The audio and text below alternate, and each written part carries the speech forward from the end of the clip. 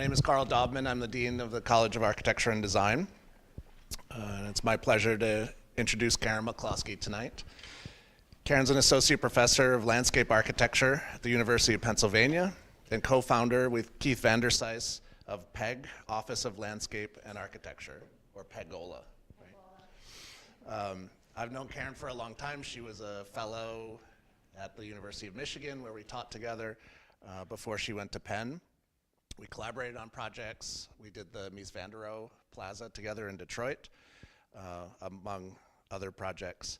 And while we don't have a landscape architecture program, I think there's an opportunity for us to talk about the range of degrees that we do offer. And so between architecture, between urban design, between various scales, there's an opportunity to consider landscape with that. But Karen's focus has also been on representation, and so many of the students that are with us tonight are in some of the visual communication classes. And Karen's work has looked at how landscape architects have used representation and the difficulty from that, from a disciplinary perspective, as how do you represent things that are changing, things that grow, things that die, things that evolve, and how do you begin to represent some of those things to clients and to architects and to others. Keith and Karen's work also deals with digital fabrication. And so that's a common term within architecture, but it's not always a common term within landscape. And so they've looked at how to take that technology and use it to think about, again, things that grow and things that change. So one of the interesting things is that Karen attended LTU briefly many years ago. She started the architecture program here and was here for a year, and then I think the weather got to her and she transferred to SciArc. And so she has a degree in architecture from SciArc and then a degree in landscape architecture from Harvard.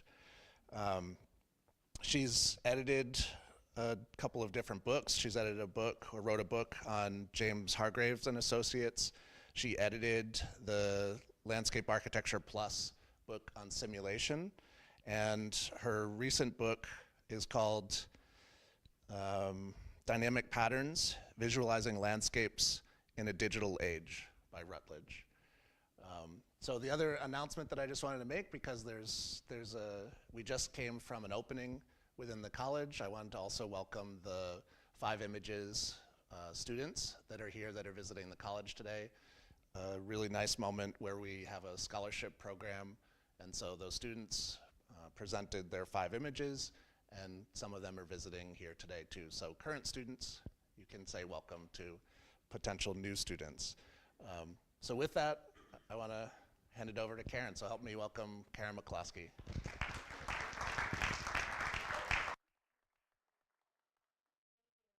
Is my mic on? Do I need a mic in here? For the far end. Oh yeah, okay.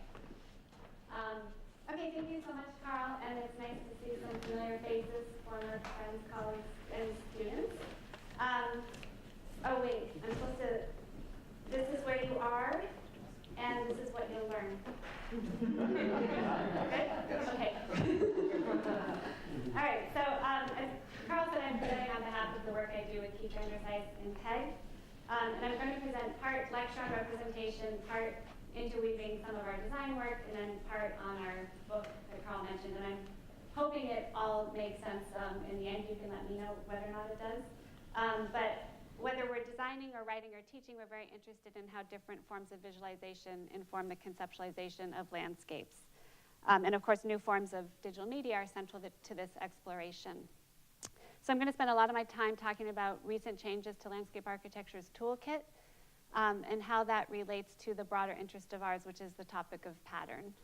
And then that topic of pattern relates to what philosopher Carrie Wolf calls an important shift, which is the framework of system environment has replaced the categorical division of nature and culture. And patterns are really conducive to that reformulation of thinking about those relationships. So recent technologies have made this world of patterns even more accessible to us, to humans, for understanding some of the dynamics that are often invisible in terms of natural processes. So let me see. So humans, of course, have always created tools to uncover and understand the complexities that underlie our environment's immediately visible characteristics, whether microscopes, satellites, X-rays, and so on. And so much of our knowledge about the physical world is produced at a distance through these different tools and techniques. And of course, science and design are no different in this respect. Both field-based experiments, lab experiments, and computation and simulation are necessary for certain questions and projects. So the huge shifts that we've seen in computation over the last 4 decades, but really rapidly increasing in the last decade, will continue to have an impact on our disciplines, all of our disciplines. And so it's interesting to speculate on what these impacts are. So asking, what do these tools allow us to do or see that we could not otherwise do or see? And how do we use these as tools to think with? And of course, imagination has to remain central to this pursuit. So I realize I'm talking mostly to, are you mostly architects? Who's not an architect in here? A couple of you, okay. So I'm speaking mostly to architects, and I realize some of this background in landscape architecture might not be so familiar to you, but I can answer questions at the end. This is like a quick history of representation in our field in the last 20, 30 years. Much of what we did with digital media and landscape architecture until very recently is computerization, not computation. So using the computer basically as a surrogate for manual drawing techniques. There's been a tendency for processes to be displayed through pictorial images or diagrams that represent change over time in a landscape, such as what you see on the right. And not really until recently taking on process-based techniques that are tied to material behavior, and I'll show some of that to you.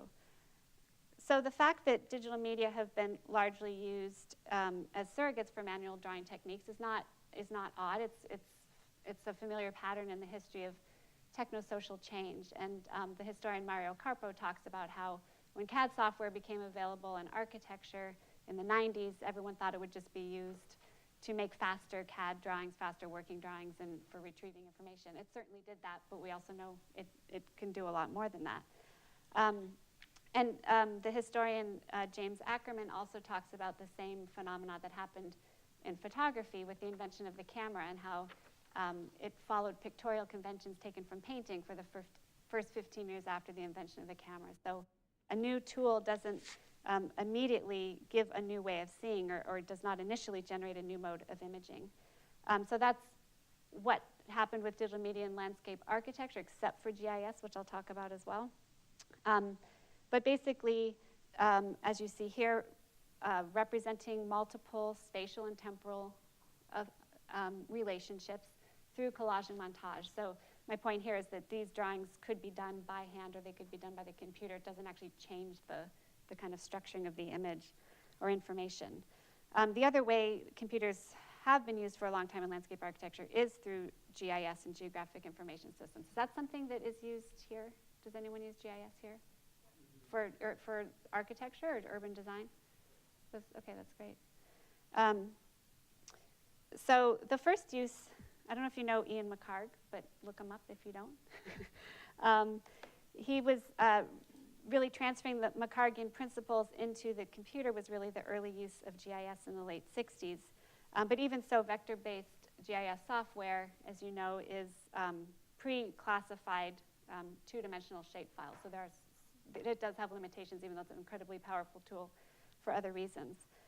So part of the limitation, of course, is that is technological, because the kind of tools and power needed to represent dynamic processes have only recently become practicable for designers, for landscape architects, and are still in the early stages of development.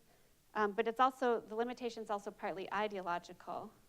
And I've been highly selective in my choice of quotes here, but I'm ashamed to say this is from the ASLA from 2014, Sketching versus Digital.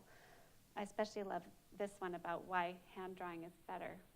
But anyway, there was a lot of criticism in landscape about digital media being deficient, but I think that's only if it's used to replicate hand-drawn techniques rather than used for inherent capabilities of the different media. Even the last quote on the screen that you see here is supportive of the use of computers, but assumes that creativity only comes from within, and that tools themselves cannot actually help foster creative new ways of seeing and creative forms of seeing. And I think if you look at the history of representation, it's really impossible to uphold that kind of statement. Jonathan Crary, he's an art critic, he says, whether perception or vision actually changes is irrelevant, for they have no autonomous history. What changes are the plural forces and rules composing the field in which perception occurs.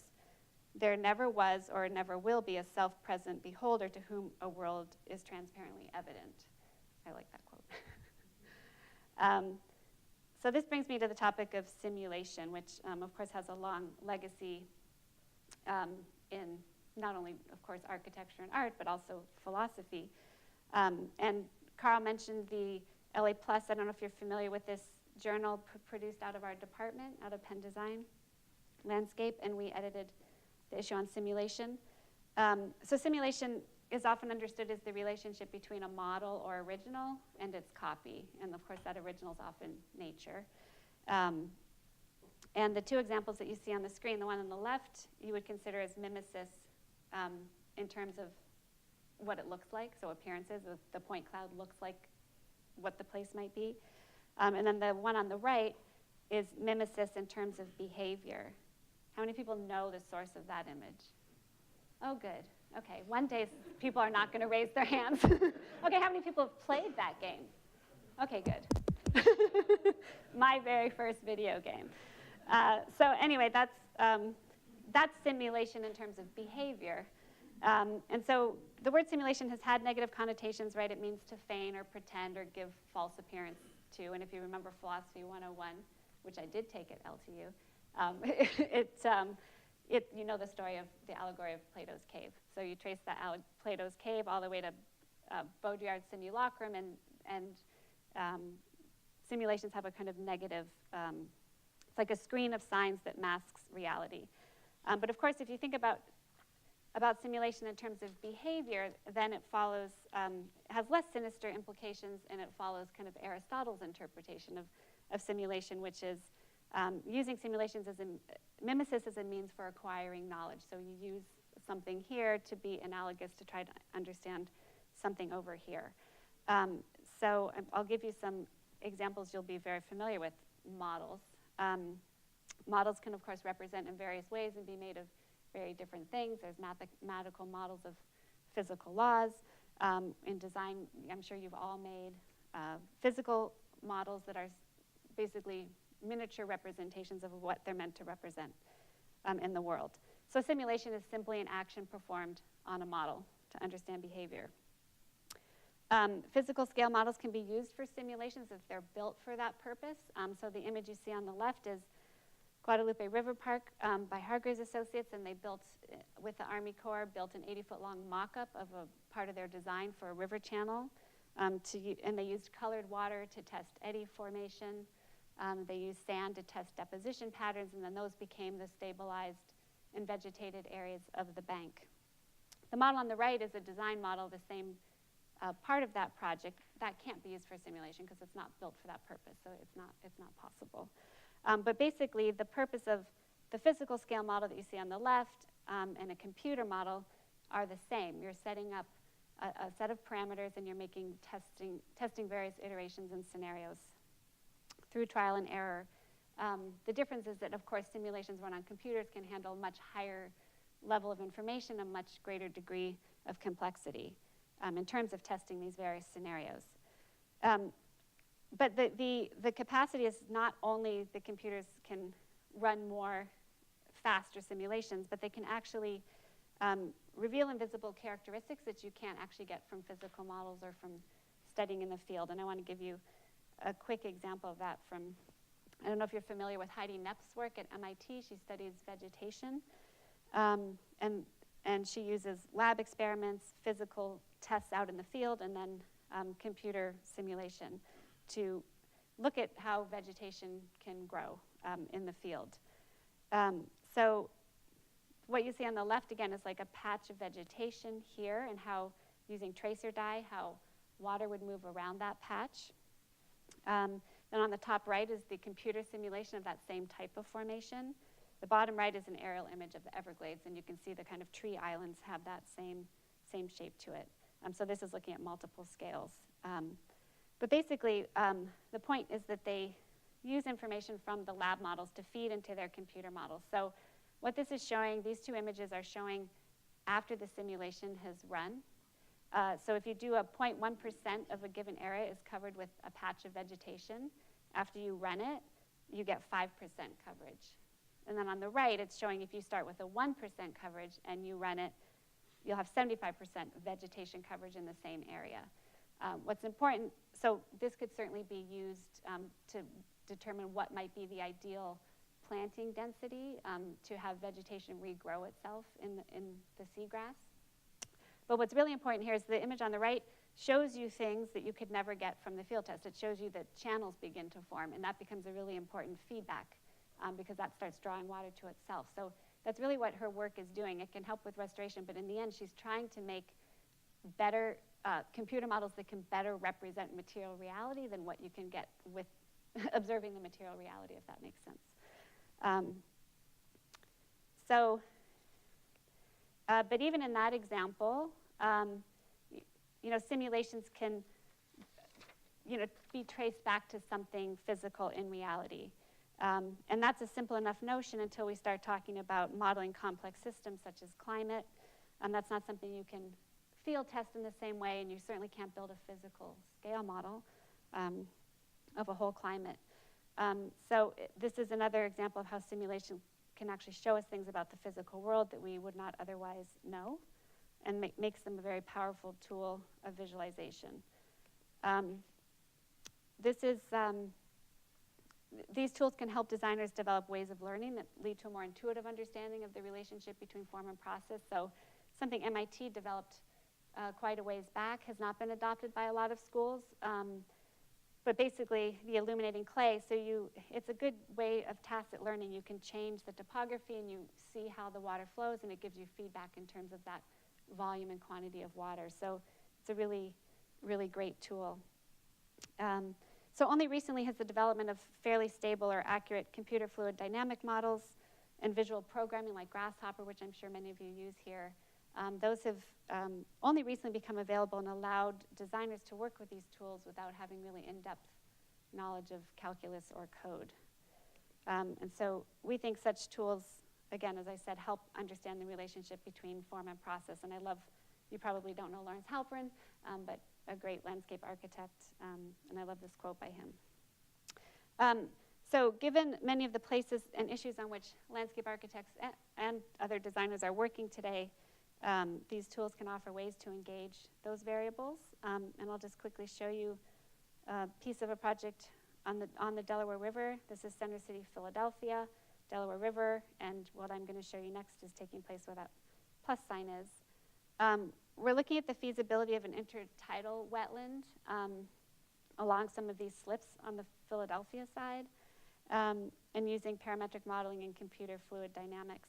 I say we, I should say Keith built the computer fluid dynamic model to understand the conditions at this land-water interface.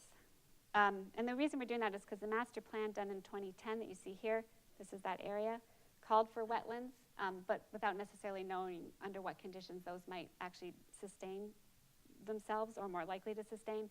The master plan in 2010 also did not take into account climate change, and it's going to have a huge impact on our city. Our rivers are actually tidal rivers. Philadelphia, Delaware and Schuylkill River are tidal rivers. But much of the data necessary, this is again a planned version of that same area, much of the data is not available, or it's too coarse, too low of a resolution.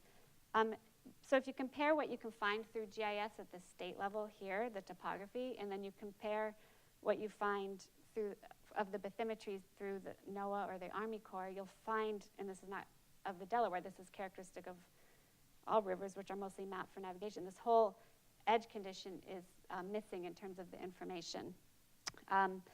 So these are edges and lines that we create through our systems of representation, right? We know there's no hard line between land and water. It's a gradient, but the data is collected differently. with different instruments. It belongs to different jurisdictions.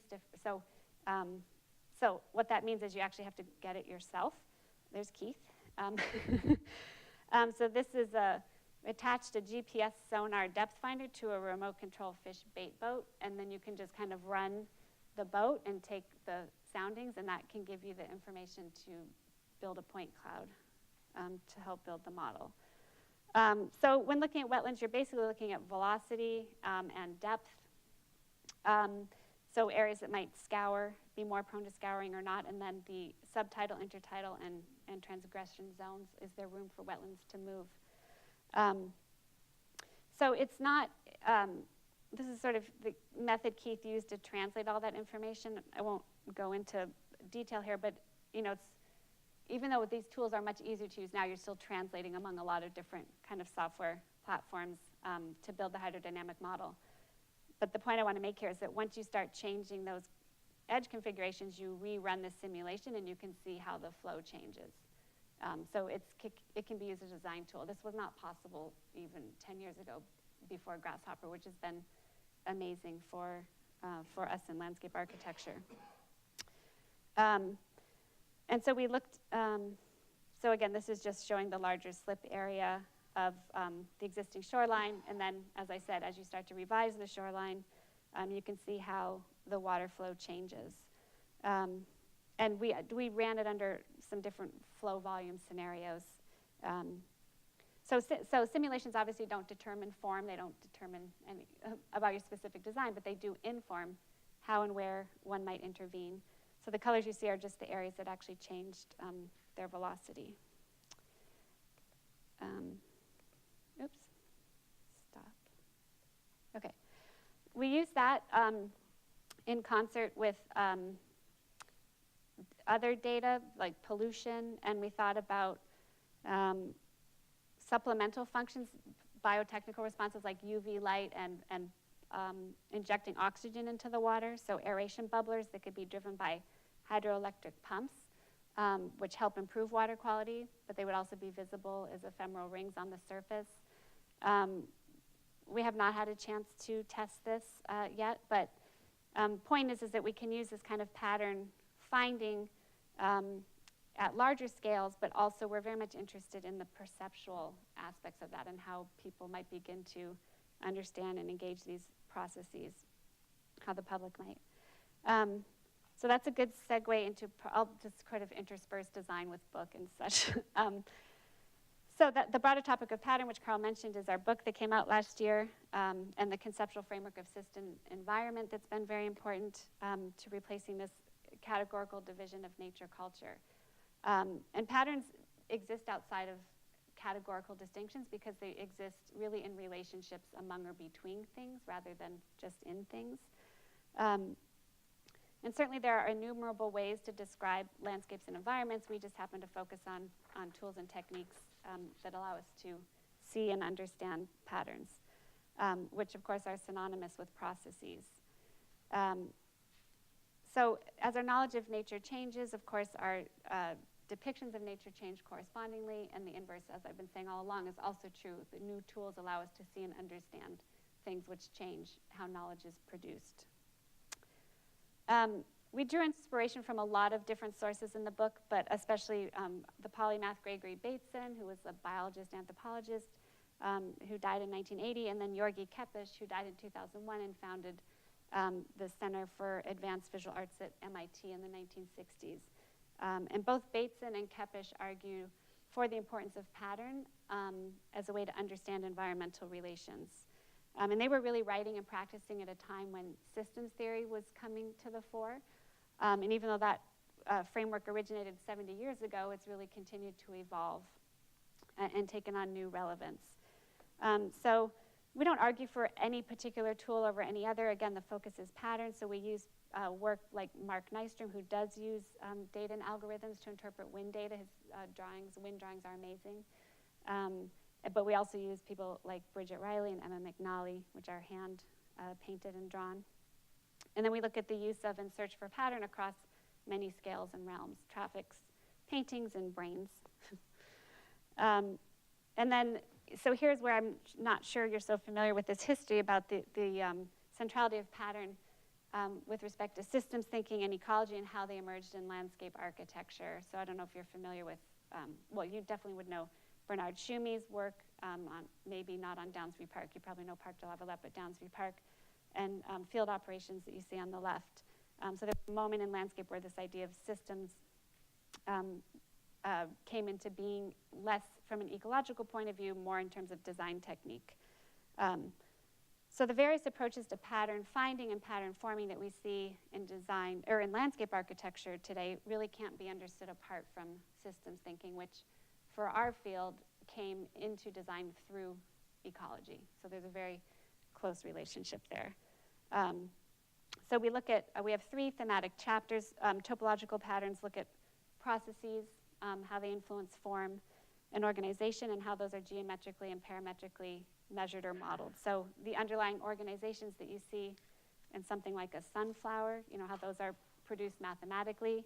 But of course, patterns are also produced by structuring relationships such as Hans Jenny's work with vibration, you might be familiar with, in the 60s, cymatics, and then Jorgi Kepes's work with fire and sound. So this looks at how sound and vibration actually produce different patterns. And then, of course, in landscape architecture, this is incredibly useful for things like air and water movement, which elude conventional descriptions such as contour lines for drawing topography. So Keith teaches a digital fabrication seminar at Penn. They do simulation, but they also, so here you can see they're doing studies of gradients, so how wind or water might produce this kind of surface flow.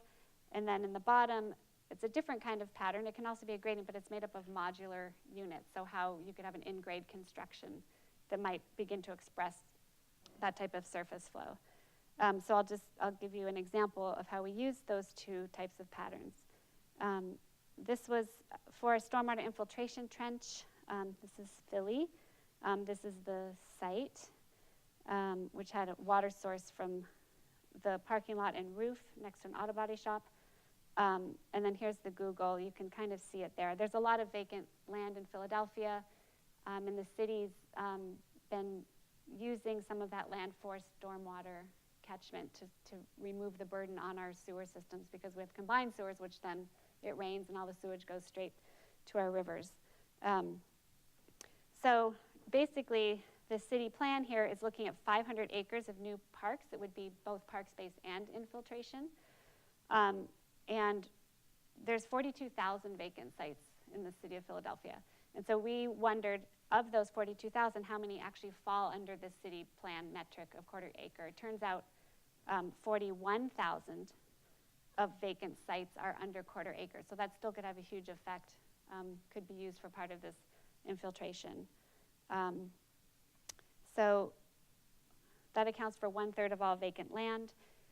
We were using this as, again, we use GIS for kind of site selection process when you're looking at a huge area with a huge amount of data. GIS can be very helpful.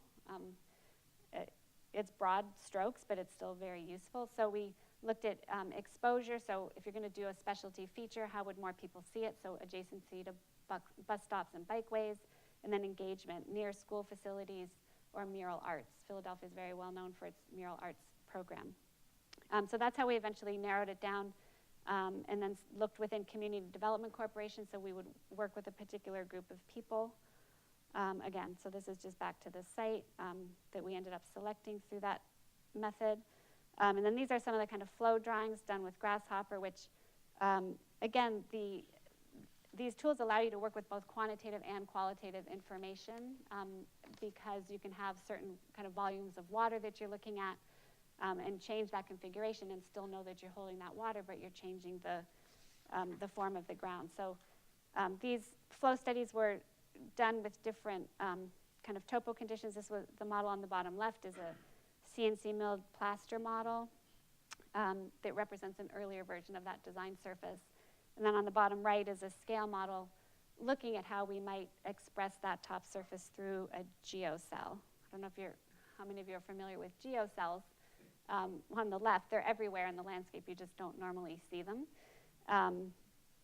and they're geometrically uniform. So we basically were looking at creating a double wall configuration that you see here so that we could alternate percentages of grass and gravel infill on that surface. So that's what you see on the left, different pattern studies of that. And then bring it out on the site. So this is basically a standard infiltration trench. It's just gravel layers separated by geotextile, and we're just expressing that top surface. So we have larger grass-filled cells at the entry points of the water to remove sediment, and then it gets kind of finer grained as you move down to the lower area. And we just did this as a design build with students. So very, actually very simple in the end. We've used this for, we've used pattern to think about organization on larger sites. This was for a park competition that we did not win. Catherine Mosbach and Philippe Rahm won it. I don't know if you're familiar with it, Taichung Gateway Park. It's a 68-hectare park. And we basically began by mapping, again, with these gradients, the water flow onto the site. Oops, yeah. And as I said, combining the quantitative and qualitative. So you have flow volumes in the quantitative aspect, but you're getting the quality of something like a Hatcher drawing, which on the top left you see, that's basically how we drew topography before the invention of the contour line in the 18th century. So it does give you a different effect of surface. So the initial master plan was developed by Stan Allen. You can see there's 4 really large circles of infill development, the solids, and then the sliver, the park is the sliver that was left over, and that was what the competition was for. So we wanted to play off that idea of the circles. We used those flow studies. So here are the 4 big circles of the Stan Allen scheme, the flow studies that show water in these sub-watersheds. We used those to locate these series of circular basins. We wanted to kind of index that environmental change. Taiwan's already really feeling the effects of a warming climate, and they're getting much more extreme vacillations, well, not just Taiwan, but everywhere, extreme vacillations between drought and deluge. And so we wanted the circles to be those zones that would be prone to the most fluctuation. So we basically, there's a self-similar branching pattern here that you can see built off the circles, which is geometrically similar in plan, but topographically distinct, so it alternates between the kind of wetland, field, and forest. And you can see that they can bend to join up with the streets, and they frame and move around these larger circular catchment areas.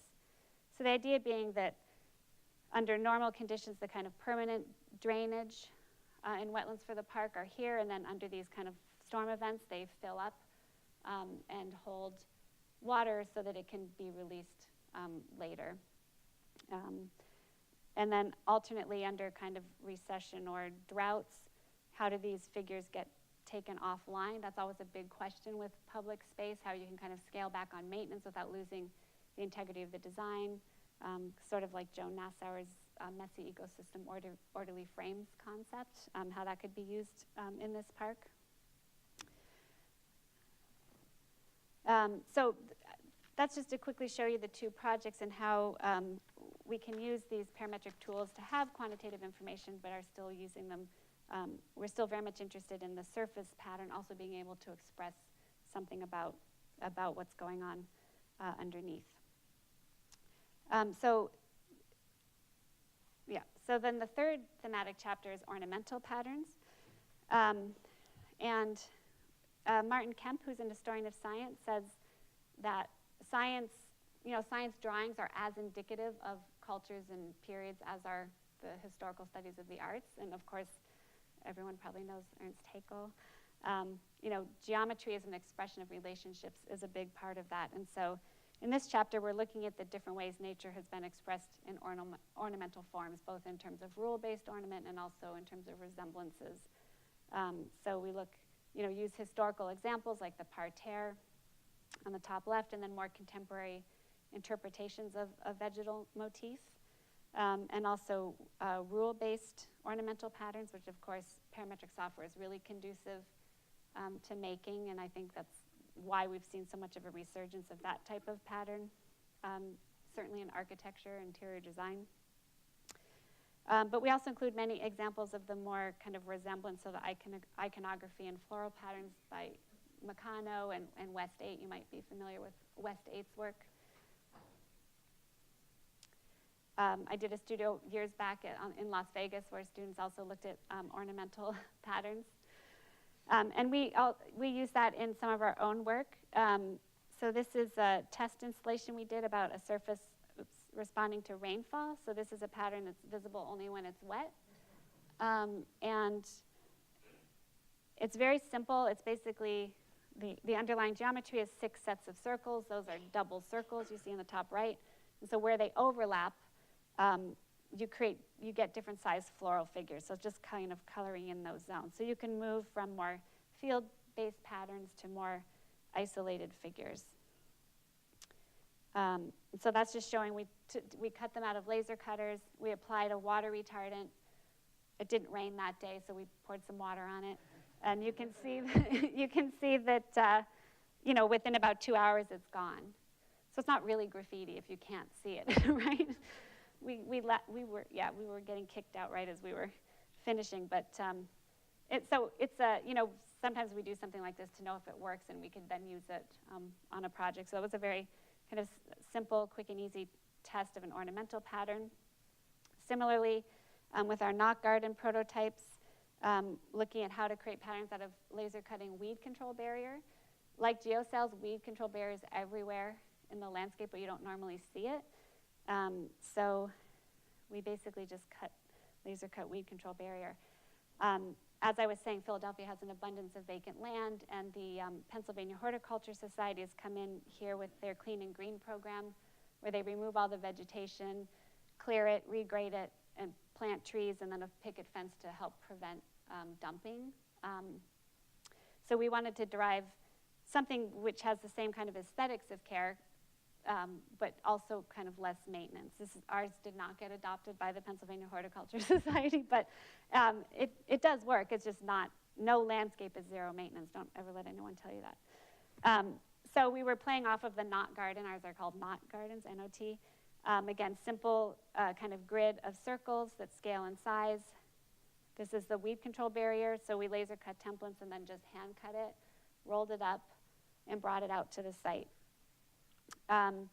So we did 2 tests. One was just really surface cutting the vegetation, minimal.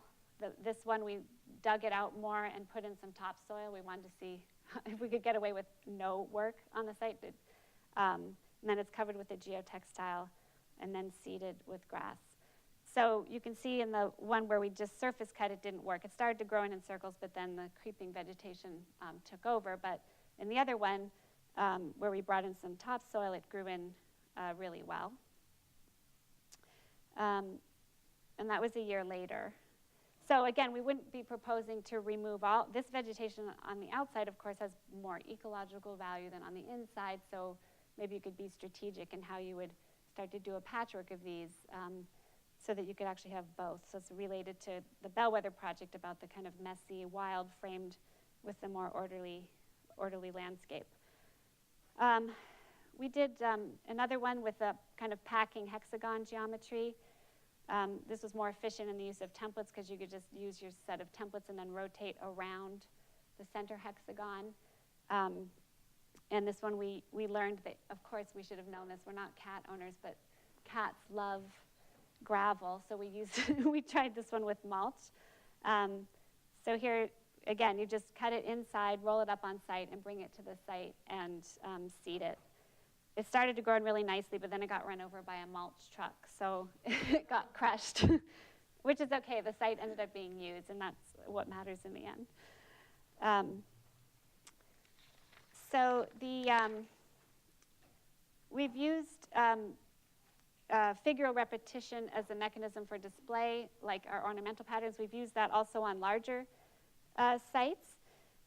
This was a competition that we won first place for quite a few years ago now, the Emerging New York Architects Competition. And it was to reimagine the hybrid aqueduct. This obviously is not old, but this is the oldest surviving bridge in New York, and it used to bring fresh water from more distant sources, the Croton watershed, and into Central Park. That's where the reservoir was. It stopped carrying water in 1917. But basically the point is, so here's where it crosses over from Bronx to Manhattan. This is a zoomed in view. The organizers just wanted a competition. It's an ideas competition to kind of create hype about opening the High Bridge to pedestrian traffic because it was closed since 1970s. And they wanted architects to consider the relationship, architects' role in the creation and display of art. And they asked for both traditional art programs for the Bronx Museum and then unconventional, they didn't define, for the Artists Unite Manhattan Collective. So we basically proposed an infrastructure that would reuse the bridge and provide a gallery, but also make a network of these social recreational spaces. And of course, using pattern as an organizational system to link what might otherwise be separate programmatically. So we derived this kind of looping line arc, which was inspired by the line arc of the bridge, but also by the kind of clover leaves, because these are roads that run along the Harlem River. And so we created these series of what we called blooms, and those blooms support 3 areas for display. So there's the internal, which is the building side for the Bronx Museum, the interstitial, which is the bridge, and what we call the intermittent, which was the landscape side. And because it was an ideas competition, we treated this very, very diagrammatically and really just focused on the relationship that the entire system would set up. So trying to conjoin art with recreation, building with landscape, and then the kind of performative nature of the Artists Unite of Manhattan and the environmental change that takes place. And using water, of course, is the link because it used to be an aqueduct. So on that Manhattan side, the figures define a landscape circuit of these kind of, this is just showing diagrammatically how they could inset or protrude from the hillside. And they basically act as a water collection and cleansing system, and they hold the water, filter it, and then channel it back towards the bridge. This is a CNC milled model showing, again, the diversity of those interior conditions of the pedal that you can see. And how it could encourage the art and recreation and environmental changes to occur in the same location. So basically, after a few days, the water would circulate back towards the bridge and then fall as this intermittent curtain or rain. So basically, by reversing the flow of water, the aqueduct is transformed from a distribution pipe into a collecting reservoir, thereby inverting the historical trend of these isolated infrastructures that have a disregard of local waterways. And so that delay, which is basically a gap in time from the rain event to the bridge event, might be noticed by those who frequent this place or who travel along the roads under the bridge. So basically, that's a temporal or behavioral pattern. That's a pattern that's not housed in geometry. It's housed in the relationship of 2 events separated in time. And that's very much related to our 3rd thematic chapter, behavioral patterns, from our book, which is inspired by, or it's conceptually related to the systems art of the 60s and 70s, systems and environmental art. So work like Gordon Pask and Cedric Price, and more contemporary versions, you might be familiar with Philip Beasley's work on the top right. But basically, it's how data and technology are go-between between that system environment framework that I talked about in the beginning. So as designers are increasingly asked, or certainly landscape architects are, increasingly asked to substantiate our work through metrics and through quantity, it's important to remember that valuing only that which can be quantified or measured will not necessarily lead us out of our environmental predicaments. It requires a much bigger social shift in sensibility, and that has to emerge through qualitative and aesthetic rather than just problem solving. And that's a question that we're really grappling with in this next and final project I'll show you. It's really in the works right now, so I apologize. The drawings, well, we just don't have a lot of drawings here. This was, as Carl mentioned, we're Keith and I are leading the Penn side of, here's the team, the Penn side of a larger team led by Bionic, who's a landscape architecture firm out of San Francisco. And this is called Resilient by Design, the Bay Area Challenge. I don't know how many of you are familiar with Rebuild by Design, which was done in New York after Hurricane Sandy. It was funded by HUD and Rockefeller Foundation. Rockefeller Foundation is funding the 100 Cities Resilient Cities Challenge. So this is basically the second competition. They invited proposals, and basically 10 teams were selected to work in the Bay Area for basically seven months. I'm just showing you sort of where we ended in the Bay Area, and I'll show you a little bit how we got there. I'll give you the 2-minute version of how we got here through a lot of GIS and gathering data from work that had already been done in the area. Keith and I, on the Penn side, were tasked with finding where to work. So Hurricane Sandy, they found the flood areas and people tended to focus. This was like 10 teams come, figure out 4 places you might want to work. And we're not that familiar with the Bay Area, so that's why we were using all of this regional scale analysis to do that. So we basically prioritize 2 things, physical risk and communities at risk. And communities at risk are communities that have multiple vulnerabilities. The darkest colors you see here are concentrations of residents who have at least 7 of the burdens, what are considered vulnerabilities that you see on the right there. So it has to do with education, transportation, income, and so on. In terms of the physical risk, we looked at earthquake and liquefaction, the floodplains, FEMA flood, storm events, and then sea level rise on the right. And so those physical vulnerabilities add up to this composite physical vulnerability map. Again, this is the whole Bay Area. This is San Francisco up there. Given the topography of the bay, it's very shallow and then goes really steeply. So the initial 6 to 12 inches of sea level rise is going to have a humongous impact. Is anyone from San Francisco? Okay, good. It's going to have a, no, I'll stop now if you are, or at least I'll show you where not to live. The first 6 to 12 inches, and they're expecting that by 2040 to 2050 is going to have a huge impact on the bay because of that shallow bay. So the initial flooding, so we were looking at how much that would cost and what the horizontal extent or effects would be. So when we combine the physical vulnerability with the communities of concern, we get this composite map, composite vulnerability map, minus existing wetlands. So everything you see in pink are people at risk in low-lying areas and also distributed upstream in some of the streams that are coming down. So that is basically how we derived this map that I showed you a few minutes ago, which are those communities in greatest need, so darkest purple, with respect to their watersheds. And then we isolated them based on those who still have open channels. I mean, of course, low-lying areas, even if they're in pipes, will still flood, but with the open channels, you have the opportunity for recreation habitat. So that's really the 2-minute version of how we actually decided where we would want to work, which was the first phase in the fall. For various reasons I don't have time to get into, we wanted to work more in the North Bay, not the South Bay. We didn't want to do the kind of Google, Facebook levee project.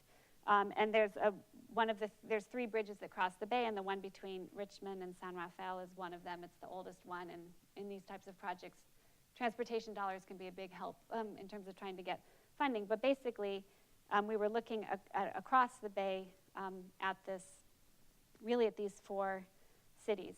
And that's where we got to basically in December, and then they paired up all 10 teams with a particular place. We wanted to work in San Rafael. Thankfully, they put us in San Rafael. So we're basically working with an entire city. And it's interesting to say the least. The point of the competition is to actually move the conversation on resilience, or what that means, to move it forward. And of course, that means looking at a whole spectrum of options from kind of barricading yourselves against water, which a lot of places are doing, to, which I think is a losing battle in the long run, to massive planned retreat, which is incredibly unpopular among politicians, residents, people who live there. No one wants to talk about it, and it has huge environmental justice issues, but I think this type of competition is an opportunity to talk about it. Again, this is the Canal District is a very low-lying area, and it's going to be, it's already impacted with just kind of king tides a few times a year. So we've just begun modeling the different areas, and from this vantage point, you of course can't really tell anything specific. Sorry, this is a working drawing, but what's this is a bathtub model. So basically, what it's showing you is if the pumps didn't work, this is how much overland flow you'd get. And I think that people knew this, but they didn't really know it, like until you show them. So you're looking at these darker areas. You're going to have 4 to 5 to 6 feet of water over land. And that's only going to get worse with sea level rise.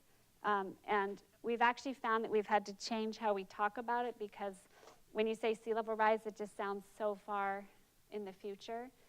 So we're now just using flooding. And there's a lot of, so 36 inches of sea level rise just sounds like that's 2060. It does 2050, 2060, who knows, maybe earlier. That doesn't matter, but this is also the same. 36 inches of sea level rise with a kind of annual storm event is the same as a 100-year flood event now. So they had, which they had last year. So we realized that talking about it in terms of flooding now resonates a little bit more. But basically, at some point in time, if you continue building levees, you're going to have a lot of people living too far below sea level. So that's what this map is showing. So our goal is really to present multiple scenarios. Well, one is to just show people through drawings what the topographic condition is. And then we're working through, again, these are super diagrammatic. If I were talking in a couple of weeks after the mid-review, I'd have more three-dimensional images for you. But so they're interested in levees and gates that would block off the canal.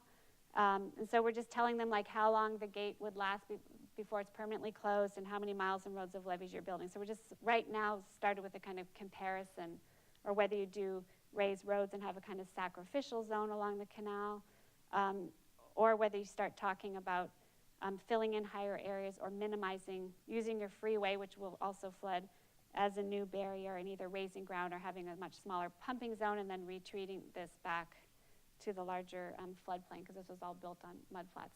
None of these are good situations, or they're not easy situations, but it's at the point where they need to actually decide now, because by the time you can get this funded, you're already going to have chosen your fork in the road, what fork in the road you're going to take. So that's a super quick snippet of that project. But obviously, as I've been saying all along, how we visualize or fail to visualize complexity and change means that we rely on concepts of stability and predictability, and that's certainly been the history recently in our discipline. And because we're working with all of these moving pieces, dynamic systems, it's not been really conducive for us to work with and understand these systems. So I think that computation can certainly mean more quantification, and as I said, that quantifying is not going to get us out of our environmental predicaments alone, but these tools can actually help us show others, understand for ourselves, and just show others, and use them as two-way learning tools, which I hope has become clear throughout the talk, because variability, uncertainty, flux are really inherent to our design vocabulary. It's inherent to the systems we're working with, and we really need to be developing tools that can help us better understand that. So in closing, basically the pattern recognition, I mentioned Gregory Bateson and Yorgi Kepish. Their pattern recognition is really an aesthetic framework. And they realized that aesthetics was not a kind of superficial issue that shrouds more fundamental issues. It's really the means by which we come to understand those fundamental issues. And so the tools that I've been showing you, I think, are ways to do that. It's ways to help us understand how the tools are or are not useful, and how we can use them to engage others in these questions. Thank you.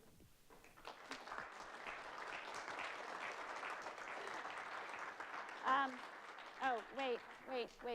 Oh, there it is. I had to do that slide. I did. Questions? I know, is it late? Is it late? What time is it? So I know that was kind of fast, but we started a bit late. And neither Paul nor Safi are here tonight, so other people can ask questions. The microphone is for the people that are online. I don't want to ask a question now. All right. So my question is about this competition or this research project that you guys are currently working on. I find it really interesting because in my current studio right now, we're actually looking at San Diego and the California water crisis as well. But we're looking at it more as a decrease in the water supply that they have. So I'm curious to see if in your research, if you're not just looking at more of a protection and kind of a levee and a gate, but how you can use that kind of water or the excess that they'll have there as a way to manipulate it into more of a resource as they are, dealing with high droughts and limited water resources as of right now. Yeah, no, that's a great question. We're not, obviously resilience in California has a lot to do with water supply. We're not explicitly dealing with that other than capturing the water and potentially holding it in cisterns and releasing it more gradually. But that's water that's would need to be treated, obviously. It's water coming from streets and buildings. But no, honestly, as we started this project, I just kept getting bigger, and well, we need a national plan because we need to be moving people away from California with all of, seriously, we really do. But when you look at population growth and where people are moving, it's, so I'd love to learn more about what you're learning in your studio, but we're not explicitly dealing with drought, although that's obviously one of the serious resilient concerns for California and the Bay Area as well.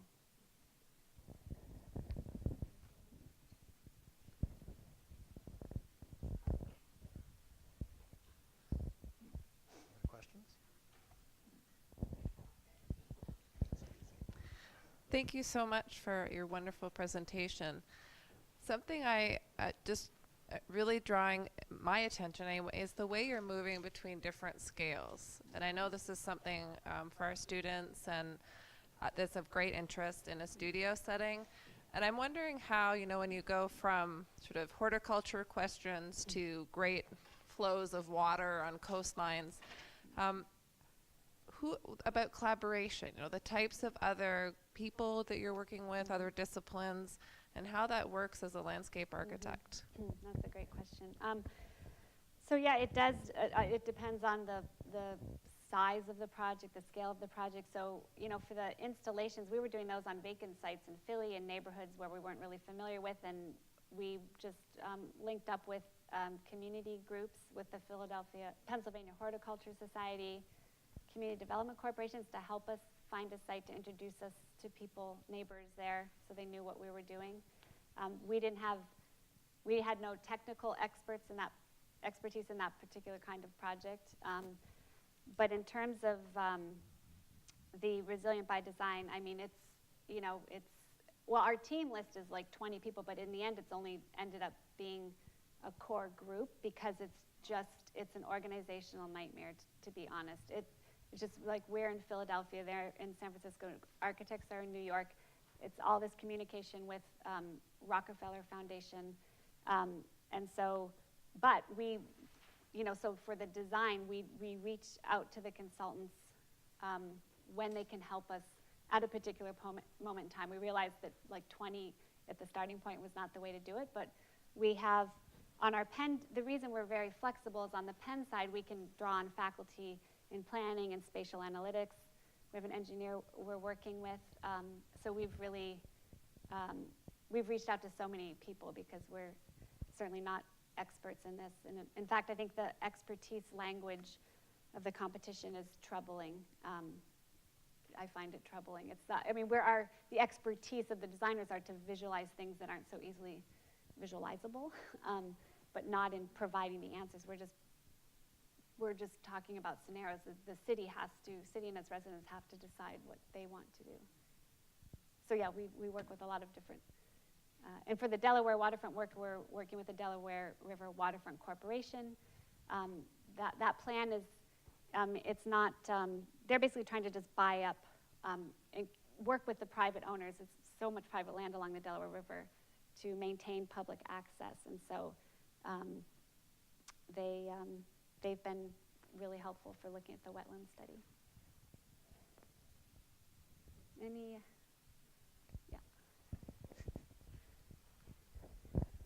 Yeah, fantastic talk. Thanks, Karen. I'm just wondering, pedagogically, how this work has affected, the curriculum of the MLA program at Penn, and also just can you talk a bit about just the very beginning, like what is your approach to getting students started on this way of thinking? I mean, Yeah. is it through digital means or is it through analog kind of things? It's both. I mean, I teach in the core of the 3-year program, so first year studio, and then I teach at the end option studio. And I mean, there's only so much you can do in the 3 years, but Keith runs our digital media. He took over the digital media sequence and has made it much more, I'd say, conducive to like running parallel to the studio. So when we're working on a first year studio and students are learning to use laser cutters, I mean, we're still talking a lot about processes, but these are just, very kind of simple models and basic tools. But, GIS was basically partially invented at Penn and Harvard, and it just kind of went the way of planning and spatial analytics, and so that's been brought back into our core landscape media courses. The simulation, we ran a studio on the Delaware River, and we couldn't, a couple students could get to that level who'd also taken Keith's Simulating Nature's class. It's just, you can't, some of the tools, even though they're easier for designers to use now than in the past, they're just still, it's not like picking up a pencil. It's not that that's easy, but it's just a much longer learning curve to get to just a basic competence level. And Keith, who I consider, very expert in these tools, is still working with the engineers on this last project, has just learned so much. So there is a complexity to the tools themselves that make it hard to squeeze into a 2-year or 3-year MLA. So students get introduced to it in different ways. But I think there would be room for some post-professional degrees soon in landscape architecture that could take that in a different direction. Great. Thank you so much, Karen. Thank you.